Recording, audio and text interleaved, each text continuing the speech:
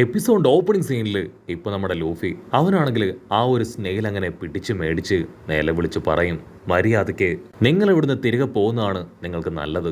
ഞാനാണ് straw hat Luffy, future pirate king. Doctor വേഗോഫ് പങ്കും നിങ്ങളുടെ ചാര പെൺകുട്ടിയും അവർ രണ്ടുപേരും എൻ്റെ കയ്യിലാണുള്ളത്.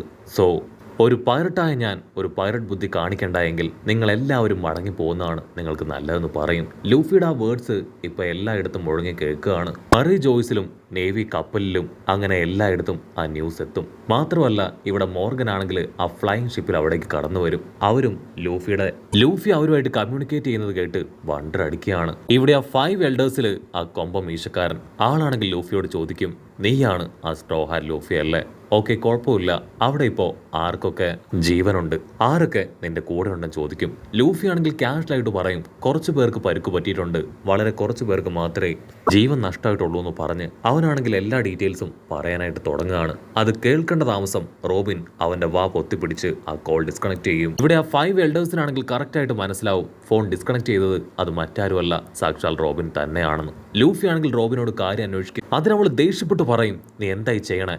നമ്മുടെ ഇൻഫർമേഷൻ അത് അവർക്ക് പാസ് ചെയ്യുന്നത് നമ്മൾ അവരുടെ കയ്യിൽ വെപ്പൻ എടുത്ത് കൊടുക്കുന്നത് പോലെയാണ്, മണ്ടത്തരം ചെയ്യരുത്. ലൂഫി ആണെങ്കിൽ സോറി പറഞ്ഞ് അവൻ്റെ തലയൊക്കെ ചൊറിഞ്ഞു നിൽക്കും. ചെയ്തത് ചെറിയൊരു അബദ്ധമാണ്, പക്ഷെ പേടിക്കേണ്ട ആവശ്യമില്ല. എൻ്റെ വെല്ലുവിളിയിൽ ആ നേവിക്കാരെല്ലാം ഇവിടെ നിന്ന് ഓടിപ്പോയിട്ടുണ്ടാവും. ഉസോപ്പാണെങ്കിൽ അവനെ ചീത്ത വിളിക്കും. നീ കരുതും പോലെ നേവിക്കാരത്ര പേടിത്തൊണ്ടന്മാരല്ല, അവരൊരിക്കലും ഇവിടുന്ന് പോവില്ല. നമ്മളെ തകർക്കുക എന്നതാണ് അവരുടെ ലക്ഷ്യം. കട്ട് ചെയ്ത ആ 5 എൽഡേഴ്സിനെ കാണിക്കും. അവരാണെങ്കിൽ പരസ്പരം ഡിസ്കസ് ചെയ്യും. ആ പവർ പ്ലാന്റ് അത് അവിടെയാണ് ഉള്ളത്. ഡോക്ടർ വേഗോഫ് പങ്കിന്റെ മെമ്മറിയും നമ്മുടെ സ്പൈ പെണ്ണ് ആ യോർക്കിനെയും അതൊക്കെ തന്നെ നമുക്ക് ആവശ്യമുണ്ട്. സോ ഒരു കാരണവശാലും എടുത്തു ചാടി നമ്മൾ മണ്ടത്തരം കാണിക്കാൻ പാടില്ല. എങ്ങനെയെങ്കിലും ബുദ്ധിപരമായിട്ട് ഇത് ഹാൻഡിൽ ചെയ്യണം. അതേസമയം യോർക്കാണെങ്കിൽ വീണ്ടും കരഞ്ഞുകൊണ്ടേ നമ്മുടെ ആൾക്കാരെ ഭീഷണിപ്പെടുത്തുകയാണ്. ഒരു കാരണവശാലും എന്നെ ഒന്നും ചെയ്യാൻ പാടില്ല. ഓൾറെഡി 5 എൽഡേഴ്സിനെ കോൾ ചെയ്ത് ഞാൻ എൻ്റെ ഡീല് അത് പറഞ്ഞു കഴിഞ്ഞു. ഞാൻ ഫ്യൂച്ചർ സെലസ്ട്രിയൽ ഡ്രാഗൺ ആണ്. സോ എന്നെ ഒന്നും ചെയ്യാനായിട്ട് പാടില്ല. അവർ എത്രയും വേഗം ഇവിടേക്ക് വന്ന് എന്നെ രക്ഷിക്കും. അതല്ല, നിങ്ങൾ എന്നെ തകർക്കാനാണ് ഭാവമെങ്കിൽ തീർച്ചയായിട്ടും മോഹാർ ഐലാൻഡിന് എന്ത് സംഭവിച്ചോ അത് തന്നെയായിരിക്കും ഇവിടെ സംഭവിക്കുക. നാമിക്കാണെങ്കിൽ അത് കേട്ട് കൺട്രോൾ പോവും. അവൾ ആ സ്റ്റിക്ക് എടുത്ത് അവളുടെ മുഖത്ത് ആഞ്ഞടിച്ച് അത് അവളുടെ വായിൽ കുത്തിക്കയറ്റും. You are unbelievable. ഞങ്ങളുടെ ഫ്രണ്ട് റോബിൻ, അവൾ ഇവിടെ നിൽക്കുമ്പോൾ തന്നെ നിനക്ക് ഇങ്ങനെയൊക്കെ സംസാരിക്കണമല്ലേ? ഇനി നീ സംസാരിക്കാൻ പാടില്ല എന്ന് പറഞ്ഞ് അവൾ ആ ഒരു സ്റ്റിക്ക് അവളുടെ വായിലേക്ക് കുത്തി ഇറക്കുകയാണ്. കട്ട് ചെയ്താ ഇവിടെ റോബിൻ ആണെങ്കിൽ ചോപ്പറിനോട് താങ്ക്സ് പറയും. Thank you very much. നീ കറക്റ്റ് സമയത്ത് വന്നതുകൊണ്ടാണ് എന്നെ സേവ് ചെയ്യാനായത്.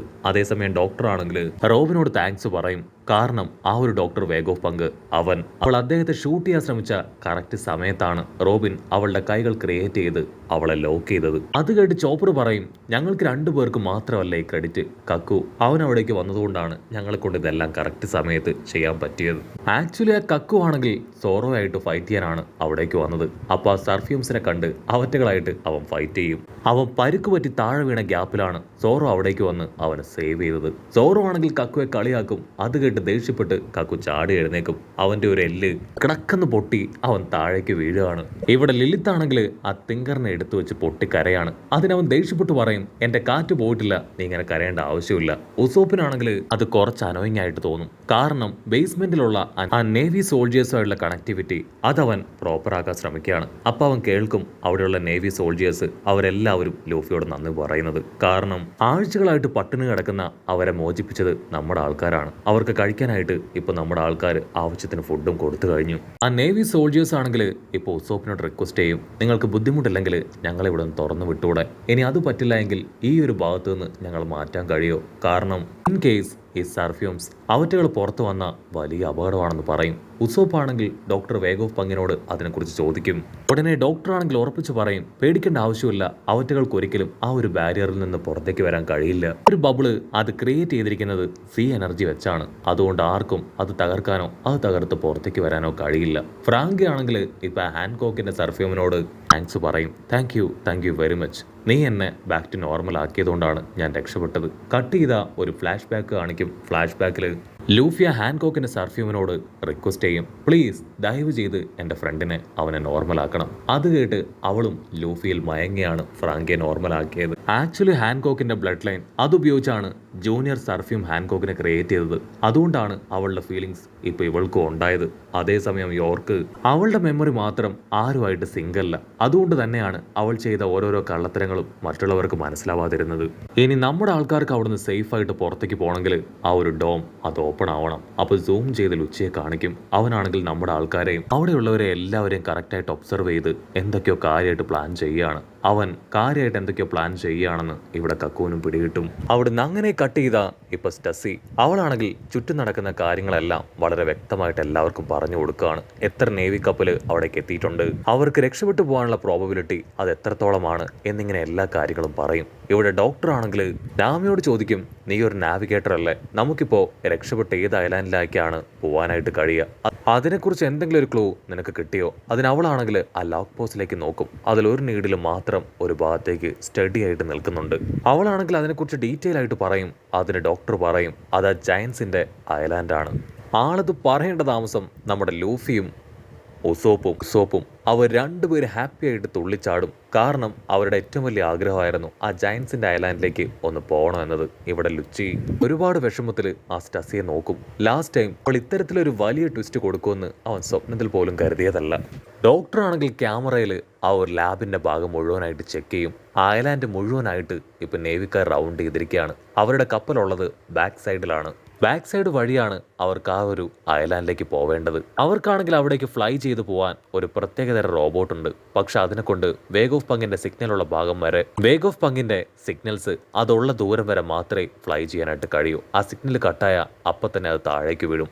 ഫ്രാങ്കി ആണെങ്കിൽ അത് കേട്ട് മറ്റൊരു ഐഡിയ പറയും, നമ്മൾ താഴേക്ക് വീഴുന്ന ആ ഗ്യാപ്പിൽ നമുക്ക് കപ്പലിന്റെ ബൂസ്റ്റർ പവർ അതുപയോഗിച്ച് 1 കിലോമീറ്റർ വരെ ഫ്ലൈ ചെയ്യാൻ പറ്റും. അങ്ങനെ ബൂസ്റ്റർ ഉപയോഗിച്ച് ഫ്ലൈ ചെയ്ത് നമുക്ക് അവരെ കടത്തി വെട്ടി രക്ഷപ്പെട്ടു പോകാമെന്ന് പറയും. അതൊരു നല്ല ഐഡിയ ആണെന്ന് പറഞ്ഞ് എല്ലാവരും ഇപ്പോൾ അതിന് തയ്യാറെടുക്കും. നമ്മുടെ ആൾക്കാർക്ക് എല്ലാവർക്കും പുറത്ത് കടക്കണമെങ്കിൽ ആദ്യം ആ ഒരു ഡോം അത് മുഴുവനായിട്ട് അൺഡു ചെയ്യണം. അത് ചെയ്യാനായിട്ട് കഴിയുന്ന ഒരേ ഒരാൾ യോർക്കാണ്. വേഗ് ഓഫ് പങ്കിന്റെ അസിസ്റ്റൻസ് ആണെങ്കിൽ നിങ്ങൾ ടെൻഷൻ ആവേണ്ട കാര്യമില്ല, തീർച്ചയായിട്ടും അവൾ ഉപയോഗിച്ച ആ പാസ്വേഡ് അത് ഞങ്ങൾ കണ്ടെത്തുമെന്ന് പറഞ്ഞ് അവർ കാര്യമായി ഓരോരോ പാസ്വേഡ് ആ സിസ്റ്റത്തിൽ അങ്ങനെ അടിച്ചു കൊടുത്തുകൊണ്ടേയിരിക്കും.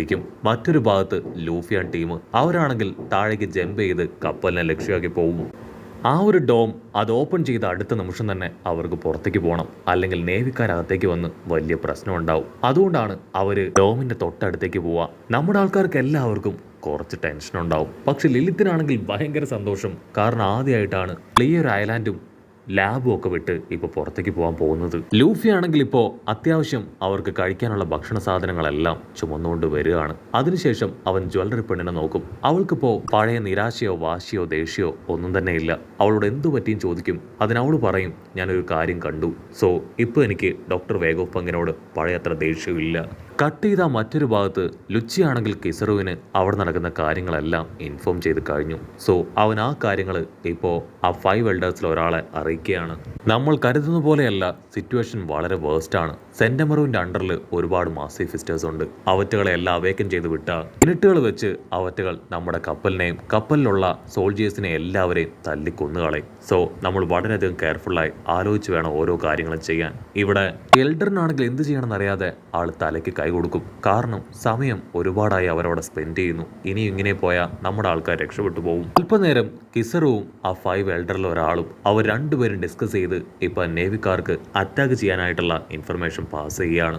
കട്ട് ചെയ്ത ഇവിടെ ലൂഫിയൻ ടീം അവരാണെങ്കിൽ ഹാഡിത്തുള്ളി കപ്പലിന്റെ അടുത്തേക്ക് എത്തിയിരിക്കുകയാണ്. മറ്റൊരു ഭാഗത്ത് സീ ബീസ്റ്റുകളുടെ ഒച്ച, ഈ ബീസ്റ്റുകളുടെ നിലവിളി അതിപ്പോ സെന്റമറു കേൾക്കും. അവന് മനസ്സിലാവും നേവിക്കാര് അവരുടെ അറ്റാക്ക് സ്റ്റാർട്ട് ചെയ്ത് കഴിഞ്ഞു എന്ന്. കിസറു ആണെങ്കിൽ ഒരു സെക്കൻഡ് സെന്റമറു ആയിട്ടുണ്ടായിരുന്ന ആ ഒരു മെമ്മറീസ് അത് ആലോചിച്ചതിന് ശേഷം ഒരു പ്രത്യേക തരം ലേസർ പവർ അത് ആ ഐലാൻഡിലേക്ക് സ്പ്രെഡ് ചെയ്യുകയാണ്. സെന്റമറുവിനാണെങ്കിൽ യാതൊരു ഭാവവ്യത്യാസവും ഇല്ല.